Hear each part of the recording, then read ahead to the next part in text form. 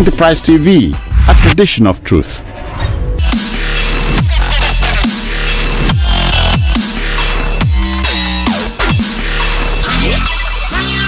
Middlemen. Hello and welcome to the Middlemen this week. I am Juro Olajumoke Alawode James, and I never do this alone. To my immediate left is the Juro from Rabbi himself, Evans Ufeli. Hi Evans, how are you today? Fine, thank you. Evans will be examining a rabbit hole clamor for social justice. To my immediate right is Charles Ideho. You're welcome to our table. Charles is here for the first time. He will be going to Edo 2024 and the fireworks thereof. And to my far right is Juro Cyril Abaku, who will be going to Kano riots and the prize of politics today. Cyril, how are you doing? Very good, yeah. It's great to have you once more. And I will be examining fuel subsidy removal or a joke. Please stay with us. We'll be right back after this short break.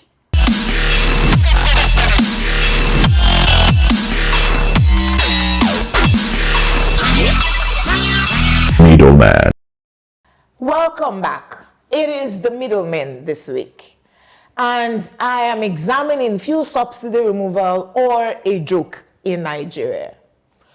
During the January 2012 fuel subsidy removal protests, concerned Nigerians demanded that the Nigerian government should put some things in place to cushion the effects of the fuel subsidy removal on extremely poor citizens before removing the fuel subsidy.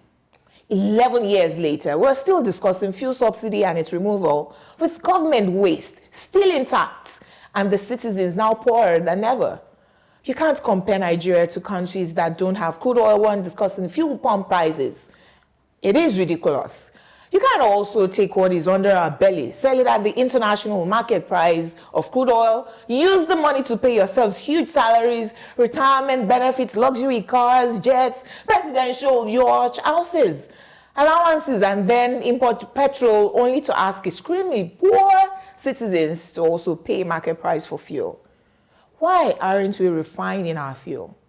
Don't answer that. It will irritate me. But you're asking us to buy petrol like we don't have crude oil.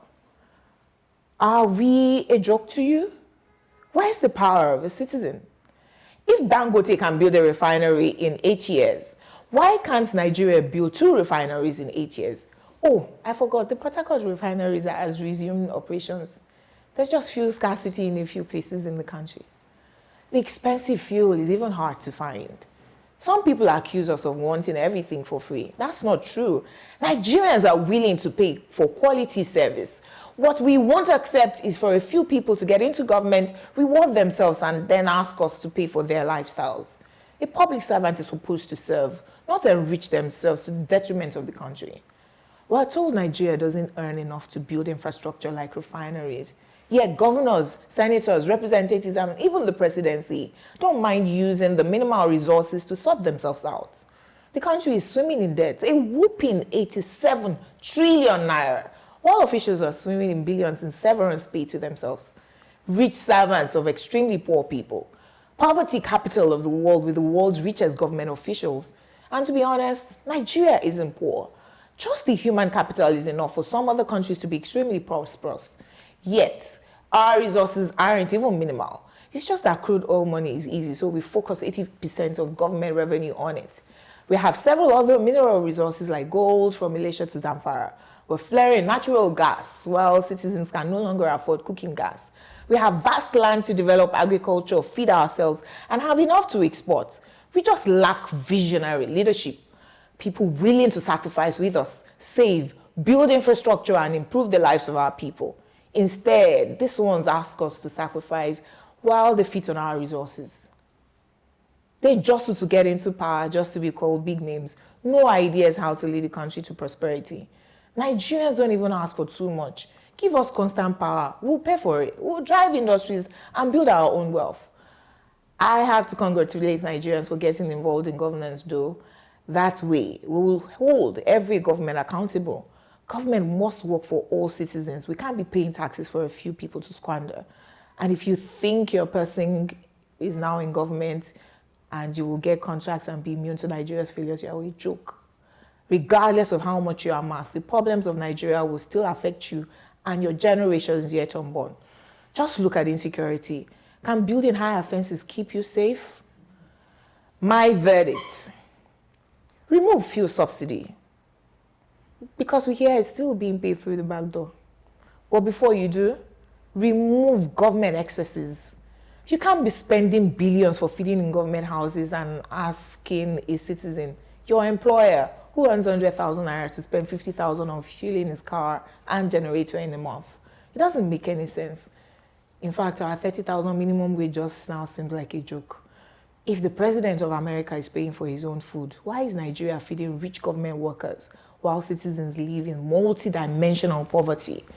Government spendings on government officials must reduce now. We're proposing to spend 7 trillion for recurrent expenditure in 2024 appropriation bill, 9 trillion on servicing debt. What business is the Nigerian government doing? Let Nigerian taxpayers breathe. Don't ask us to manage our hunger while you're buying luxury cars. And this is not even a joke. Jumoke, your case and verdict this afternoon is far-reaching. It is said that when an adult is at home, the she-goat should not be allowed to suffer the pains of parturition on his theta. This is a wake-up call. And this case is quite critical because when President Tinubu took off subsidy on his first day in office, thoughtlessly and without plan, the nation dived into a case of irreversible poverty. Even the rich became poor overnight. Very true, sir. So it tells you that no one is truly immune, economically healthy under our environment, because to even move around to buy fuel, which we have, but anyway, we could no longer. What I for example, we do before the removal of subsidy, we do 10,000 naira per week. I could fill my tank with 15,000 to 20,000. But today it takes me 40,000 to fill the same tank. And right now I do, as against 15 to 20,000, I do over 40 to 50,000 every week. So it is shocking. And your verdict, because they keep telling us to tighten our belts. Yes, so Tighten our belts, and then by next year you'll be paying more taxes. Yes, all those issues. But you see the level of profligacy they undertake from the National Assembly to the executive. Each and every one of them. Everybody is busy squandering money, and at the end of the day, the masses are left to their fate. So we must redefine what governance should be in the light of the issue of subsidy. Bam. And then make sure we do the right thing. Yes, I couldn't concur anymore. You know, so on the industrial side, if you looked around, some petrol stations that were in operation before the subsidy removal policy was announced, perhaps they were struggling, they were still operating. If you went and check now, they've gone through extinction. They've closed down. And some of them have not been acquired by the bigger one.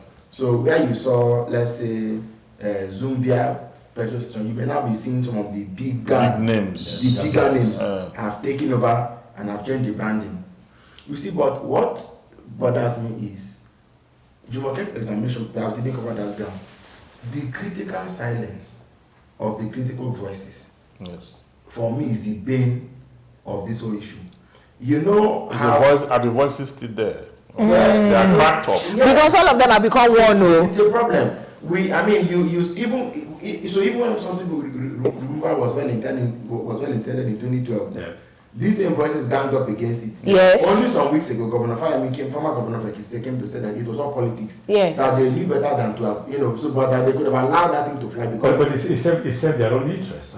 It did. It was not. They cashed on it. Yes. And then executed in 2015. Yes. Seamlessly. Now, then it was they kicked against it for selfish reasons. today, now that they're in government, they have come to do the same thing. Whether they've even taken subsidy away or not. We are not even sure because they say they are paying by the back for the back. A government that can spend 2.1 trillion naira between November and December, including going to buy a yacht. It has been delivered, sir. Picture will not.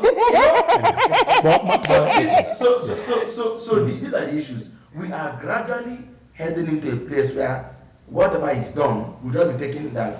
We are too hungry to even protest now. I don't think we are too hungry to protest. The reason is what plays higher here is the issue of the ethno-social division around here. Because true. When you look at it, when Tinubu came with that mantra of it is my turn, he was able to whip all the Yoruba sentiments to a place to queue behind him. Even across. Queue behind him. Educated and uneducated. Number two, you also look at it that when Buhari was there, he had sway here for 8 years. He was also able to curry this favor of the North, who also supported him and all that. Now Buhari is out. You have a Yoruba man there. Even though it's not representing the Yoruba interest. Yes. But of course, you see that when you want to riot against or protest against him, those who think that he represents their own ethnic interest, you say no, leave him. Leave our criminal for us. Leave him for. When Fulani man was there, what did he do? Yeah. He must serve out his 8 years. Leave this man. Let him also do his own. Now that has been said, but I think. One thing is, we all think, but the government always, cover us with a wool, put a wool over our eyes. There is everything. You look at subsidy. The word subsidy itself is not a death sentence. Even in the US, you have subsidy in consumer goods. Yes. What they do is that it's always an economic tool in order to ensure that people don't go under. Yes. But you see, and again, when people come up with this argument about go to Ghana, this is how much. But I said that's a very lazy argument. You know why? Economist 101 states that a product in which you have comparative advantage, you're supposed to enjoy price reduction. God bless you, sir. It's just like you go to Ijebu, when you get Ijebu Gari. Gari in Ijebu is supposed to be more cheaper than when it's in our climate. Yes. Our climate have defied all economic principles. Because if you look at the local rice, when it's more expensive than the imported rice. Now the local rice became more expensive. The farmers were even empowered in quotes because the CBN stepped in and some other concerns. Even grants came in for agriculture for production. So after the whole thing, even some companies helped to set up rice mills. Yes. These are all subsidies for the farmers. Yes, exactly. Do you understand? But when the product hits the market, it's still more expensive. It was higher than the foreign ones. So for me, that is economic inconsistency. Yes. It was not the farmers; it was the rains that came. The floods came and washed away all their. The flood was just come on. You were not ready for rain. Okay, let me say not only we did it. All those that CBN gave to them is gone money. Hold on. The flood came in how many states? Okay, how about do you know in Edo State there's something called Agbede rice? Yes. Agbede is on the highland. Agbede never experienced flooding. So if flooding, I think it's just a lame excuse. But when Agbede got to the market, exactly. Agbede enjoyed the increase. Exactly, because of the Kadama rice. The point I'm bringing up is that all those ones that CBN was giving them the name of loans, they can't be recovered. And then anchor borrowing, the farmers use it. They use it to marry new wives. Well, this matter will not be settled on this table as I see. When we come back, Rabbi, the juror from Rabbi Evans will go to a rabbit hole clamor for social justice. Please stay with us. We'll be right back.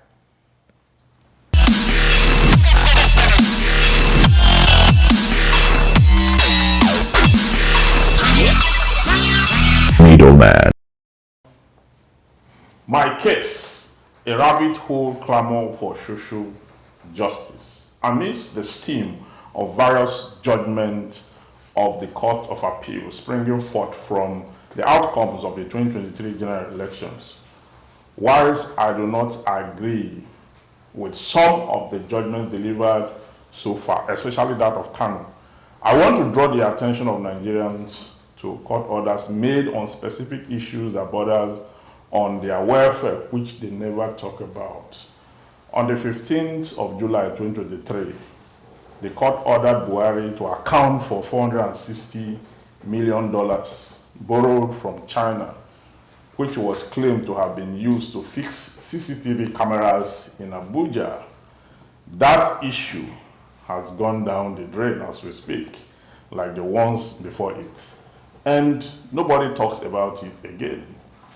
No account has been given, no investigation on the issue, and no adherence to the order of the court anywhere.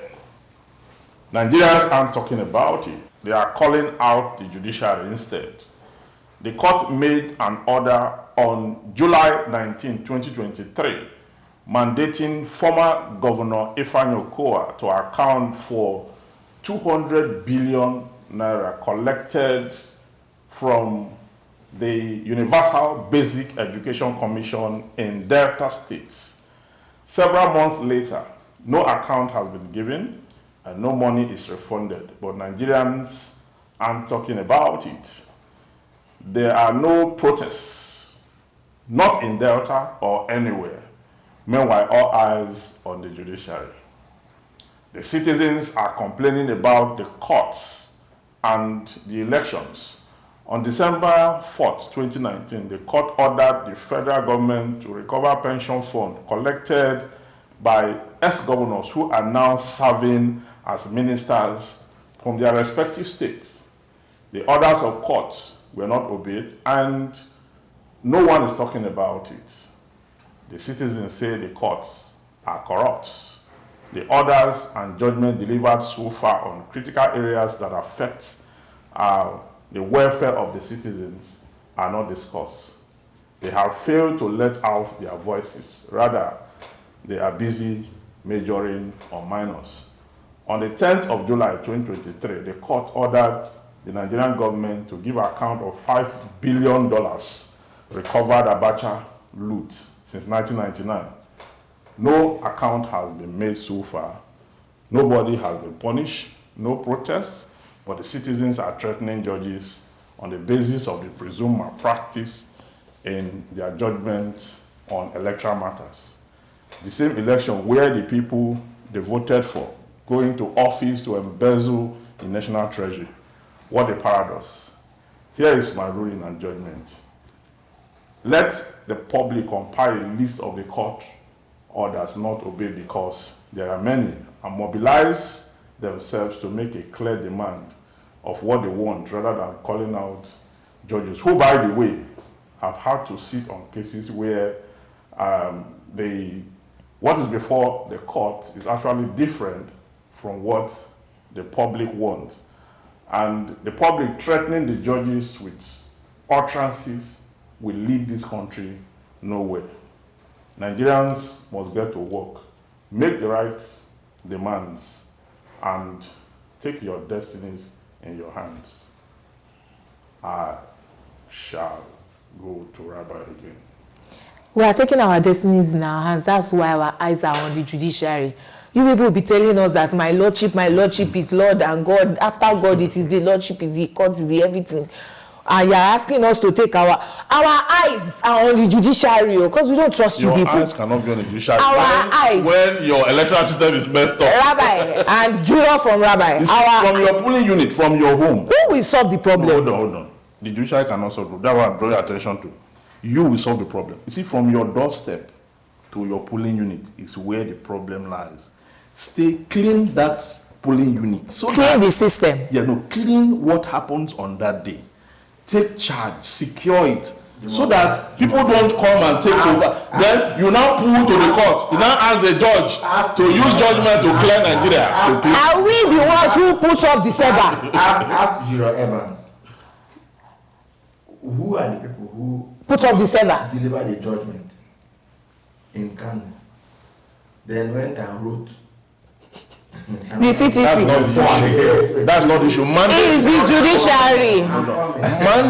The mandate is not supposed to be given by the judiciary to the people. We agree. Ordinarily, we should not even be going to court. Yes, the people's responsibility. But when the people mess up the electoral system, collude with the politicians to mess it up, all of them now come to the judiciary and say, which judiciary? What would judiciary do? They collude. You are begging the To clean Nigeria with a judgment. They collude. You are begging the question. I agree. You refuse to see the problem, that's why. He's begging the They collude.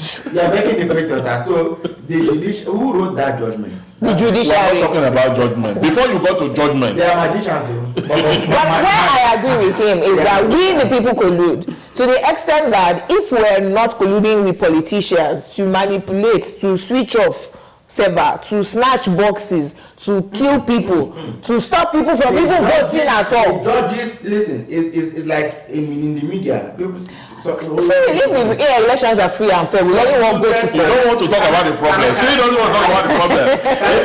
It's looking at the outcome. the symptom. The symptom led to the outcome. Yes. So it's like in the media, some children gather to throw at mangoes and sand. Mango fell and they ate. I don't know how many times an editor will make that his headline. But you know, like they say, the man biting the dog and the dog biting the man. Why do we have the courts? They are there to interpret, because you see, two women are dragging a pot of soup may not be the most important case in court. They may just eventually maybe smile over it and settle the matter. Somebody shot at a fellow citizen. Yes. That must go to court. Yes. The courts were set up for this very purpose. God bless you, sir. So to say that we have not The issues are different now. I think there are levels to it. Okay, my own election petition, which you have the power to cure, you refuse. My own opinion, I don't want to look at the cause at all. It's not the You see, we must look at the causative reasons why we have to go to court. If we're able to nip those things in the bud, we will not have any recourse to go to court. Now, number one of it is that trying to get our electoral processes right is we must ensure that the president does not appoint the electoral umpire. Because it's he who pays the piper, as they say. Sir, who will appoint the umpire? No, we can. No, we say. Once it's National Assembly, listen. No, let me say this National Assembly, President, Judiciary, all of them are fingers of one No. See, that's what I'm saying. You see, what I didn't represent. They are supposed to represent us. We can insist. No. We can insist that we need to change the process to ensure that even the INEC chairman is not appointed by the president, who himself has interest in the victory. We can explain, okay, how do we come up? We can even say, maybe find a way to when they can elect the INEC chairman. Yeah. So he becomes another election. No. It could be what America calls a quasi election. It could be a quasi election, a collegiate election that could now produce an umpire that will be answerable to Nigerians. Number one. So number two, I like that. You understand? So it is where you think that will, I like that. You think that will cure the likelihood of compromise? Yes, it will, because if he knows if he knows that he's not answerable to the president as the be all and end all of our collective conscience, he will do what is right by it. I agree to some extent. To some extent, yes. The only problem is that there is no institution in Nigeria that is not corrupt. No, but we can insist on it. We can insist. We are the people. We can make institutions work. Charles, but you are the one who voted yourself. Who's your senator? I don't. Which one? The Lagos or the Edo? The Edo one. It's Oshomole. I rest my case. His own. Yes, in Edo not. He represents me. If we say in Lagos, well, I know who. After I called my representative, I will not mention his name here. He now answered me that he's doing things though in the constituency. Maybe I'm the one that did not hear. He's empowering women with a grinding machine. I said, you're empowering your party members with grinding machine. You say you are doing constituency. Look, we are a confused country. Parliamentary, presidential, and then there's our monarchs. They are there also. We are not even sure where we are. Okay, I think I don't think we are a confused country. What are we? The laws are there. Yeah, we are organized. But the judiciary. Our problem is this. Hold on. Hold on. It's one of them. See, our problem is endemic corruption. Okay. Corruption has eaten deep into the fabric of our nation. But all of us know this problem. What's the solution? Well, the solution to the problem. I just told you one of them now. Part of what I said. I agree. Part of what you said. So correct the electoral system. I agree. Because if we have a smooth sailing electoral system, You don't need the judiciary at all. That's what I'm saying. We shouldn't get there. In 1999, how many cases went to the tribunal? Very few. The military were handing over to themselves. But today, they removed today, in fact, whilst the people are casting their votes, everybody's already contemplating litigation. Meaning, voting is no longer tenable. It's no longer tenable. To lead. You understand? You remember once what we should do is all the members should just line up. And then they go and file a case. Option A4. Judiciary will now pronounce. Option A4. There's a reason why the ballot box is a hope of the common man. Not in Nigeria, sir. The judiciary is also a hope of the common man. And there are many no longer in Nigeria. One of them is called the last hope of the common man. Which is the judiciary. Yes, which means what passes one level will not skip the other. But when the last hope becomes when we want to totally exculpate the last hope. No, we're not exculpating. Look at in Kano, I said in Kano. That's his constituency. In Kano. We're not exculpating. How did they appeal court? How did CPC? How did CPC? One party. I told you was a clerical error. Clerical error, but again, they have corrected. All of them must have looked at. So there were no gatekeepers there. Though they told you that. There were no editorial gatekeepers. That's in the media where you have gatekeepers. What you have in the court is a registrar. Copy and paste. We leave it in your court. But to clear the issue, the truth is that once a court has given judgment on an issue, that case in law is now res judicata. Yeah. The court is now functious official, cannot visit it. That is why everything will be resolved at the Supreme Court. Both the judgment that was delivered orally and the clerical error, how it is at variance with what was issued as CTC and all that. So we'll take a break, and when we return, Siri goes to Kano. Stay tuned. Don't go nowhere.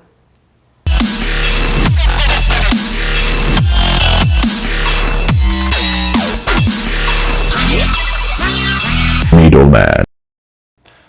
All right, well, of course, you know that Edo is very important in the political equation of Nigeria. Why not? Because when you look at the map of Edo State, of Nigeria, you know that you use Edo to get over to the north.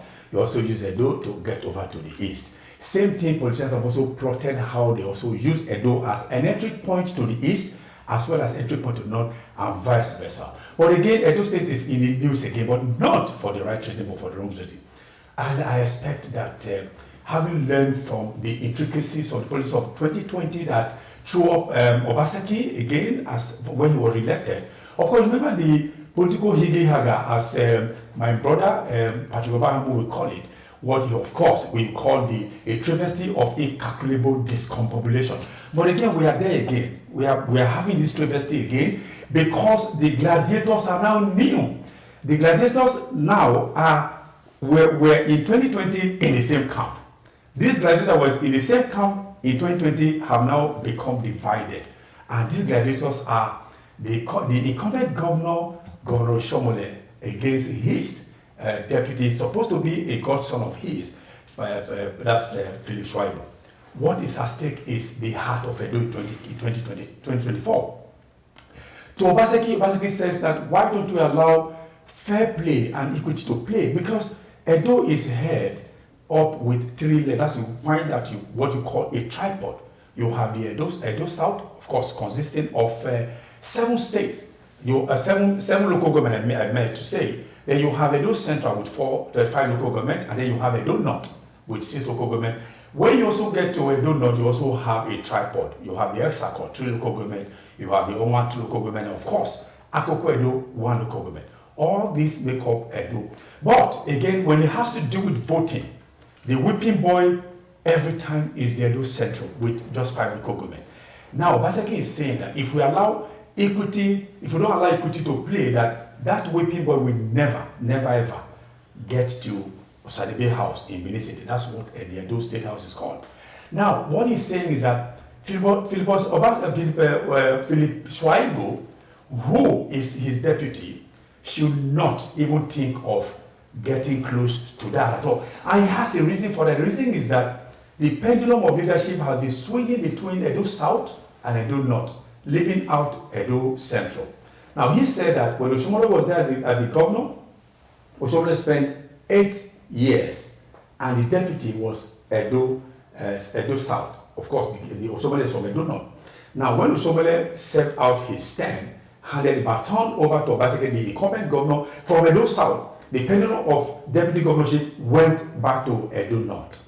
Now, he is saying you can't expect the pendulum to swing back to Edo North again, leaving out Edo Central. So he is now telling why don't we help the whipping boy to ensure they also get to the house? But we say no, you don't calculate it like that, because if you said I should leave it for now, how am I sure that will be relevant in 2028 or so? So he is saying no, let us open up the field and let there be everybody can also go there to do their own game and all that. But Obaseki will not have that. So that's exactly what is causing right now all the what I call the hige haga. My verdict, therefore, is one, Obaseki should know that Edo belongs to all of them. No one man has the right to determine the collective destiny of everybody by choosing who their next leader should be. Again, I also say that Philip Shaibu should also know that if you don't hold the ladder up for the weak, the powerful will continue to superintend over the affairs of everybody, which of course is not needed in Edo as we have it today. That's my verdict. Your chance in the hall. I like the clandestine political higi haga. Osbolis. Discombobulation and the flashpoint of political maneuvering in that state. Edo is they have a very civilized kind of politics, because politics in Edo is keenly contested. It's not a place where you come and say, it's my turn. Or you determine who the winner is in advance. Or it's not also a place where you come and play godfatherism and get away with it. We've seen it over and over again. I don't know the Lagos. And Obaseki. Yes, but I think that the squabble here, just like we're told in politics, Harold Laswell said that politics is he who gets what, when, and how. The political actors will continue to jostle for power, because that is the nature of politics. Yes. So, but when they introduce equity, and when they introduce what you call they want this thing to go around, certain kind of settlements come to play. That quota system. There's a part that have not been there since 2019. Yes.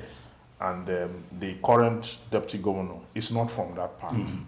And that is what Obaseki is saying. But Obaseki himself also, when he wanted to contest. Recontest. Yes, he recontest. Yes. He had that issue too. That's because he was not also from the part that was less traveled. That part. Okay, so he glossed over it then.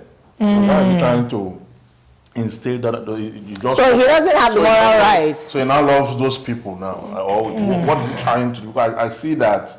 From all indication, he does not want his deputy to succeed. Well, the reason is that when you look at these two men, one of them is a student of power, the other one is a student of politics. Swaibu is a student of politics. He knows what to do, but Obaseki is a student of power. He says he has to be like this for him to retain the power. He wants to be relevant when he's out of government. Yes. Which is what Swaibu is also afraid of as a student of politics. That if once you don't allow him to get to that power, he becomes irrelevant. Today, where is when was the last time you ever heard of the name of Parasondubu, the deputy of Oshiomhole? That had issues with Oshiomhole. It's rendered ineffective, so to speak. Yes. So that's why, as I said, Philip Swaibu is a well-grounded student of politics. You understand all the intricacies. That's why he's saying Charles, and all that. Yeah. Where are the women in Edo? Edo women. Where are they? I think they are usually used. We have a new entrant from the judiciary. Edo women. Something, because I also have interest back home. Charles. Yes. Women. So And your interest is women. it's women. Ah, okay. Yeah. And the Edo women are very powerful. No, they have Powerful, women of at course. the house Yes, now. yes. At the house. I'm Yeah, you believing have that, in fact, it's the women backing up all of these men. There and was a playing TV. them There was a like TV that was the puppets. there was speaker At the National Assembly, they also have They women. also have women. Anyway, Yeah. so there are two issues, Yes. They are right? appealing. They are praying for their husbands to succeed. No, not No. Nigerian politics. I think you are not being professional. Nigerian politics is so dirty to the extent that They should not pray. a woman who has young children will not abandon her children to go and be doing politics in the middle of the night. But there are two issues, Cyril. Yeah. The first one is this quota system. As much as we want everybody to be a part of leadership and everyone ought to be a part of governance, we ought to prioritize merit. Who is best for Edo? Is it Shuaib or somebody else in a party-less independent candidate? Let's fight quota system. The electors will decide. No, apart from that, no. Secondly- You see, I agree with what you said, but what you are saying is in an ideal situation. Now, let me tell you why this issue of quota system or rotational leadership has gained ground in Nigeria. The reason is that Evans Ofele, who is an Udoka man, if he becomes governor in let me say when he becomes governor, let me just make it governor. Yes. I need to be Good. governor. No, I'm saying that's why I say when. I don't know what That's why I say when. You didn't say amen to that. Amen. Okay. When he becomes governor of Delta State, Yes. he has the political might, he has the power to begin to attract development to his Ndokwa people. Yes. If you look at Okowa right now, go to Okowa's village in Oh Ika, my God. he has turned that place Oh, into Alero. exactly. So they are thinking that if you don't allow Esama to get it, Esam will remain underdeveloped. Yes. Okay, so That's the truth. there are two more topics. Yes. The second one will be that our politics is a little underdeveloped in itself, whereupon it is unless and until somebody from my local government becomes governor before there is development in my state. That's It's a convention. If power, It's not good enough. if power at the center, be it the state or federal, is not, so concentrated Yeah. to the extent that each local government is more powerful, right? I don't need to be governor before there is development in my local government. But now that the system does not allow that, what do we do? Thirdly, it is not about quota system, shifting, rotational leadership. Shifting cultivation, as they call it. It's about the people ensuring that only the ones, and sometimes you may miss it because you think that this person, No, for it's instance, not every time. we assume that Oshomole was going to be the best governor that any state would have because of all of his activities at the NLC. But to a large extent, he was He did inclusive. his best. He did his He best. was inclusive. He You did his understand? best. Unless- Our politics cannot be properly determined. Much so because sometimes it is not the people's choice that eventually emerge. That's it. Because even this Edo that we're talking about, we're just talking about I don't even know why we're talking about the election. We should be talking about the litigation thereof. Because after the contest, now all of them will go to court. Juro. Then the whole Edo will now say, we win judiciary. The tragedy in all of this is that, it's typical of other states and of the bigger Nigerian contraption. Yes. What is going on now is a total disdain and disrespect for the voter. Yes. These people they're not important. They're not thinking electoral. No, they are not. They know how to vote now. Yes. They buy the conscience of Yes. They're not thinking otherwise. Anybody who was They are not even consulting the people. they are not. They are just talking to them. the people have compromised their own They values. are far removed. And that for me is the real weakness of our That's the democracy. weakness. The people have no say In what whatever happens. is going Because on. they said we don't have to say. Do you know that Omar al-Bashir, the leader of Sudan, that was there for a long time as a dictator, he took a 27-year-old lady in an Islamic country there where women are not supposed to have a say. 27 years old lady was able to galvanize support and all that, and they brought that man down today. Al-Bashir is in jail. Yes. Edo women, over to you. Okay. Pray for your husbands. I don't All right, as Bali said, I'm going to be, of course, Syria Babu is here, and he's going to be telling us about Kano riots and a third teenager. All right, so let's go to Kano. as Charles has said, Kano riots and a dead teenager. That's my case for this afternoon. Kano riots and a dead teenager. To Kano I go. It was not a peaceful day in Kano on Wednesday. Youths took to the streets. They were very active at corner quarters along Katina Road in the metropolis. You might ask, for what purpose? They were protesting the alleged killing of a teenager by police personnel. The incident triggered tension, especially coming at a time many thought a planned demonstration by a political group against the judgment of the appeal court on the Kano governorship election was in the offing. Some say that the police personnel deployed to the scene of the incident embarked on sporadic shooting and release of tear gas canisters to disperse the thugs, which eventually led to the killing of the teenager. Poor child. But even that may just be one side of the story, after all. One has cause to doubt that we have come to the end of the debacle in Kano. Actually, the teenager didn't seem to have been part of the thugs on rampage. He just became a victim. But that is the real price that we all eventually pay when those who should know better allow themselves to succumb to impulsive thinking. That killing, local sources have said, was what led to a full-scale protest. Going further, the protesters were said to have blocked the ever-busy Kano-Katsina-Dera highway for several hours, causing untold hardship to commuters and motorists who got stuck in the troubled zone. It is not enough that the police has arrested the erring officer who was said to have done the shooting. Here's my verdict. Top-ranking politicians in Kano State must realize immediately that there can be no two governors in Kano State. They must let this sink in before all of Kano sinks into chaos. Clearly, a political solution has to be reached some way.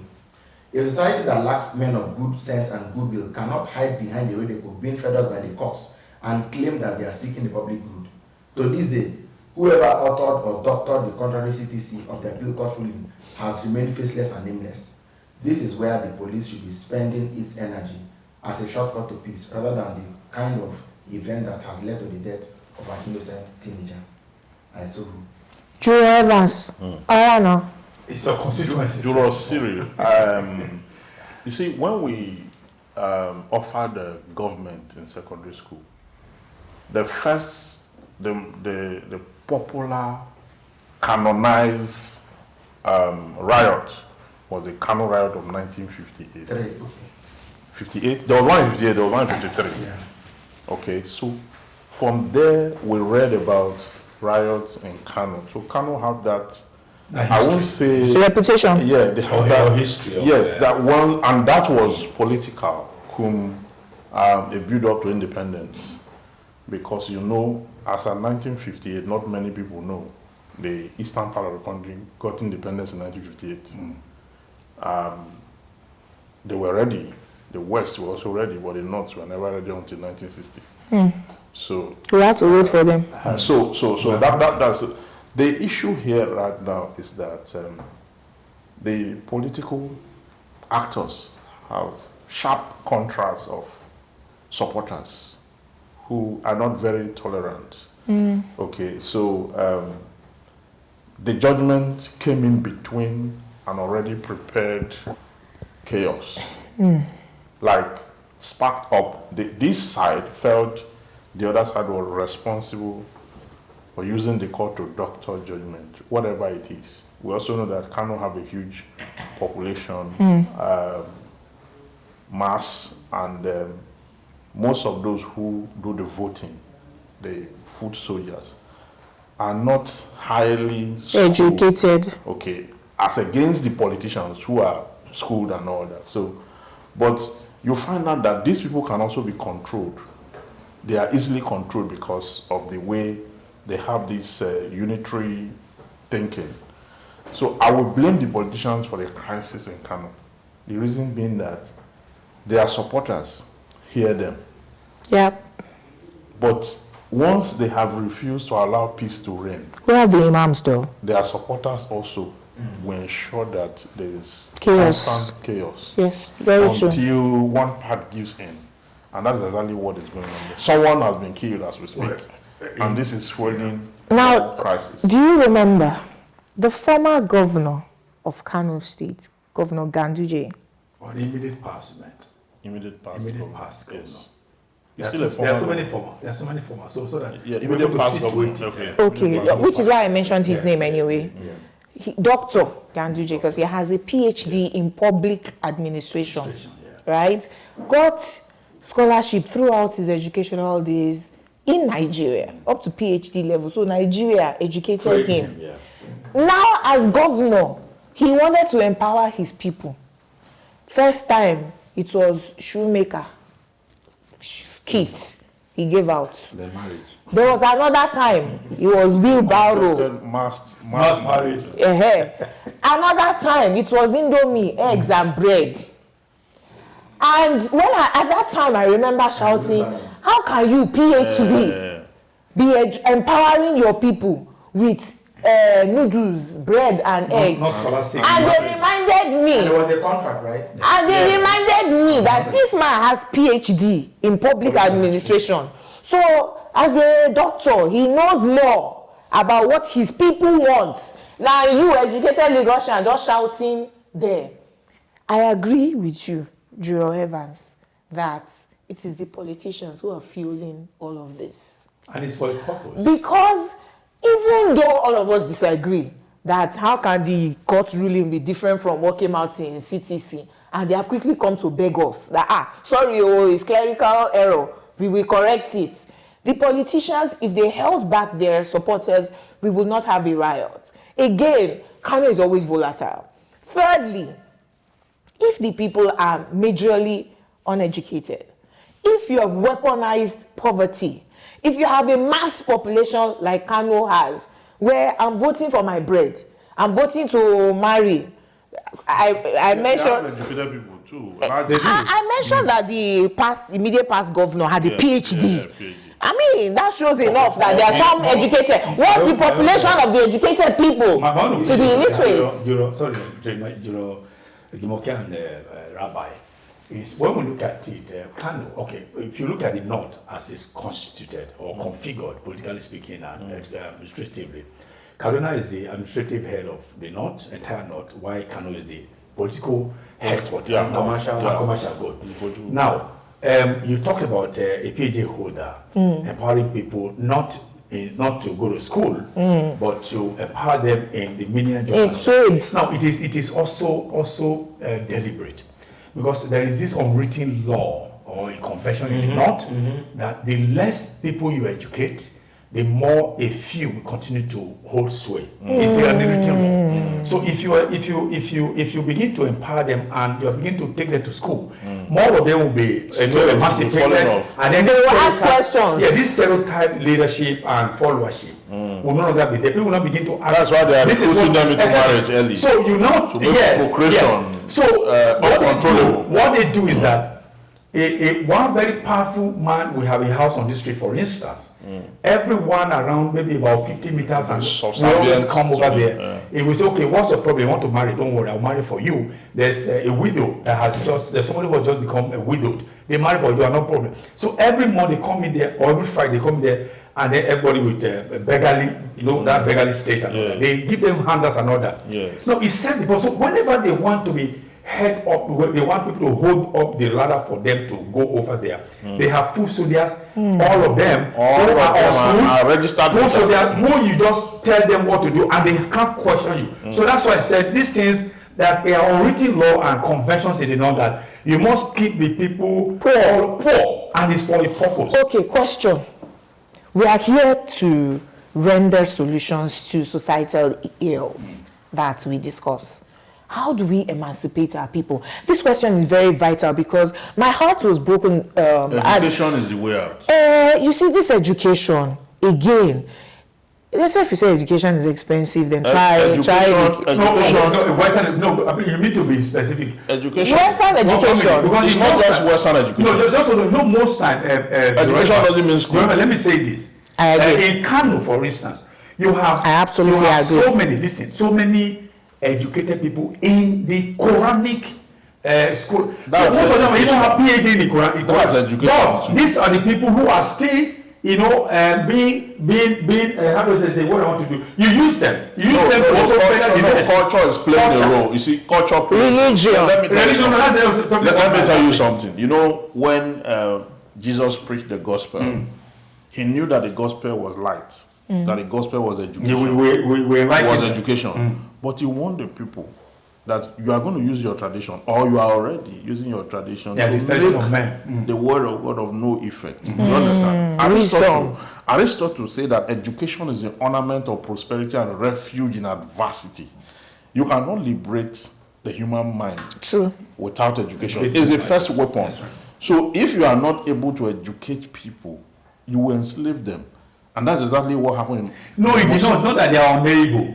They decided not to. Yeah, that's the reason I told you. Deliberately don't want to educate them. So that they will not question. Exactly. Yeah. So that for me is on developing the people. Because if you look at the North too, you see that they have stayed in power longer than everyone. But it has not translated to something. So development. Words or development. I remember that the former emir of Kano, he was part of the straws that led to his. Yes. You talked about it. Because he was saying educate the girl child, educate the girl child. And they said, you are trying to take bread out of our mouth. You are exposing our practice. And to reduce the power base as well. Yes. Whittle it down. Very sad. You can't continue that. But it's sad. Now, one young man has said that we don't know what is next. But clearly, the gladiators in Ghana are fighting to the finish. And we don't know where this is going to go next. When the Supreme Court finally sees and passes judgment on this matter, we never know what the outcome. Hopefully. No, but if it goes out of hand, there is a political solution. Which is the crisis goes in state of emergency. Take the two contestants out. Put an administrator. If it's Obasanjo, would have done that since. But it will pay one party against the other. For instance, to pay APC. Because you have Ganduje State, the chairman of APC. Yes. He is also part of the government. So NPP is going to be out and order. So he pays the APC. He doesn't pay the NPP. So that is why we should allow the Supreme Court to do its bit. Exactly. Can the Supreme Court allow itself to do the right thing? Well, what is how do you decide? How do you define the right thing? The sitting governor is being made to bear the brunt of INEC. Yes. He is paying for the sins of I disagree completely with that Court of Appeal judgment. Good. So hopefully Supreme Court will disagree with. You don't punish. You see, the candidates. The sins of INEC should not be visited on the candidates. The electors. It is injustice. And that is not allowed, even under the law. You see why our eyes are on the judiciary? You see, me I talk objectively. Why? No, it's my perspective. I've written and I've because you don't do that. In that election that gave birth to it, we had 26% participation. Yes, participation, which is below par. You understand? Now, from that 26 that came out to vote, people who came out to vote, you say because and then they stamp and sign, therefore they should be disenfranchised. That is not what the court is established to do. Yeah, it's a wrong way to go about it. So, and in that judgment, you did not punish INEC, you did not reprimand INEC. God bless you. And the names of the return officers who were there, who were in dereliction of their duties without consequences. That's wrong. Jurora Bayredo. Thank you. Thank you very much for that. All right. We have to drop anchor here, but not without, first of all, saying big thank yous to the juror from Rabbi, Barrister Evans Ufedi. He's inimitable self as always. I also have to thank Juror Jumoke Alawade James. It's been nice sharing this table with you. Thank you very much. The new man in the park. Yes, sir. And of course, the debutant for today, Charles Ideho, whom we hope will make our time next week. That's a hope. Only of course. And from me, Cyril Abaku, it's been such a joy being here with you. Join us again next week. Bye for now. Nicely done. The picture goes very high. Enterprise TV, your one-stop shop for news, programs, human angle stories, the economy, sports, and much more. We go the extra mile to bring incredible details to you. So hop on the train now. Enterprise TV, a tradition of truth.